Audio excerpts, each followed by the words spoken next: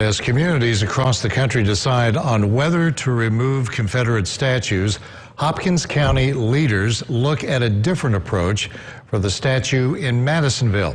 They could have company. They're considering adding another statue honoring those who fought for the Union. Eyewitness News' Mike Pickett has more on the plan and the reasons behind it.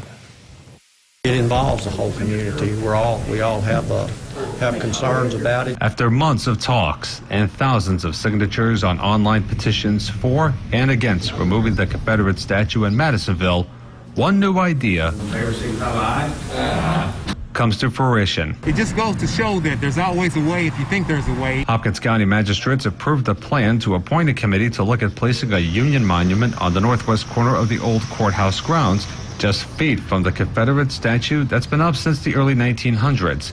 The idea came from local historical groups, along with the NAACP and African American Coalition of Hopkins County. It would be a compromise if the Confederate statue remains. I think it's a very good one.